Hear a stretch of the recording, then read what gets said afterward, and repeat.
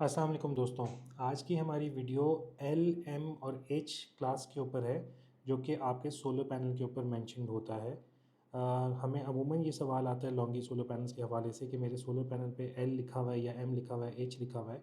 ये जो पैलेट मैं ख़रीद रहा हूँ उसके ऊपर एल या एम या एच लिखा हुआ है, तो कौन सा सबसे अच्छा है?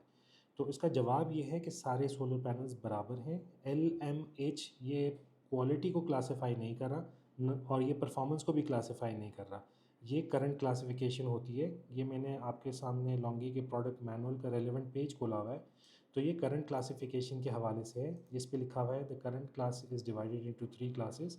एच जो है हाई क्लास है, एम जो है मिडिल क्लास है और एल जो है लो क्लास है। ये आपके सोलर पैनल के साइड पे बारकोड जो स्टिकर लगा होता है उसके ऊपर भी मेंशन्ड होता है और पैलेट के बॉक्स पे मेंशन्ड होता है। अब ये क्यों मेंशन किया जाता है? अब जो जितनी अच्छी कंपनीज़ हैं सोलर पैनल मैन्युफैक्चरर्स, उनकी कोशिश ये होती है कि जो इनके बनाए हुए सोलर पैनल हैं, इन्होंने अपनी R&D तो बहुत अच्छी की हुई है। इनके जो पैनल लगाने वाले हैं, जो इंस्टॉलर्स हैं, वो भी इसको ऑप्टिमम तरीके से लगाएँ ताकि परफॉर्मेंस अच्छी मिले और एंड कंज़्यूमर खुश हो। तो उस काम के लिए जो बड़े सोलर पैनल मैन्युफैक्चरर्स हैं, वो अपने सोलर पैनल की करंट सॉर्टिंग करके भेजते हैं। जब आप सोलर पैनल सीरीज़ में लगा रहे होते हैं, तो जो पैनल्स आपके सीरीज़ में लगे हैं, उनकी वोल्टेज तो ऐड अप हो जाती है, लेकिन करंट उनके एवरेज आउट होते हैं। और सोलर पैनल्स की डेटा शीट में अगर आपने करंट और वोल्टेजेस देखे हों, वो एग्जैक्ट नहीं होते, उनमें एक टॉलरेंस दी होती है। वो हम डेटा शीट की जो वीडियो बनाएंगे उसमें हम आपको शो भी करेंगे। तो ये जो टॉलरेंस होती है उसमें इसका मतलब ये है कि आपके वोल्टेज में और करंट में थोड़ा-थोड़ा फ़र्क होता है। वो बहुत ज़्यादा नहीं होता, वो माइन्यूट सा होता है, लेस दैन 3% होता है, लेकिन फिर भी एक फ़र्क होता है। तो वोल्टेज के फ़र्क को मसला नहीं है, वो जब आपने सीरीज़ में लगाया तो वो ऐड अप हो गए। लेकिन जब आप करंट वाले डिफरेंट करंट के साथ सोलर पैनल्स को सीरीज़ में लगाते हैं, तो एमपीपीटी जो आपका इन्वर्टर का है, वो उसके एवरेज को इस्तेमाल करता है।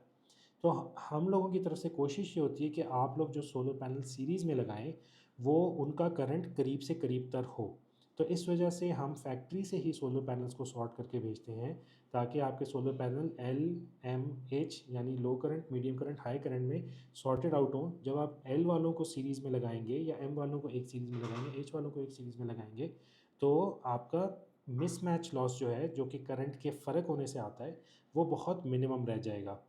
अगर आप सेम करंट क्लास को एक सीरीज़ में लगाएंगे तो ये मिसमैच लॉस लेस देन 0.5% होता है। अगर आप डिफरेंट करंट क्लासेस को मिक्स करेंगे या आप ऐसे पैनल्स इस्तेमाल करें जो सॉर्टेड नहीं हैं, तो ये आपके मिसमैच लॉसेस 2% तक जा सकते हैं। तो ये लॉन्गी एज अ मैन्युफैक्चरर हमारी कोशिश है कि आप लोगों के सिस्टम बेस्ट पॉसिबल परफॉर्म करें। इसका ये मतलब नहीं होता कि एच वाले हाई परफॉर्मेंस हैं, मीडियम वाले मीडियम परफॉर्मेंस है, एल वाले लो परफॉर्मेंस हैं। इन सारे पैनल्स की परफॉर्मेंस एग्जैक्टली बराबर होती है और वो टेस्टेड होती है फैक्ट्री से।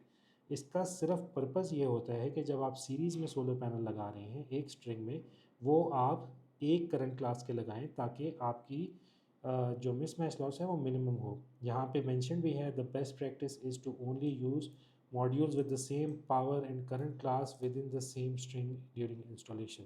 सेम पावर का मतलब ये है कि आपके सोलर पैनल्स जो हैं वो 570 और 575 या 575 580 आपने ये मिक्स नहीं करने।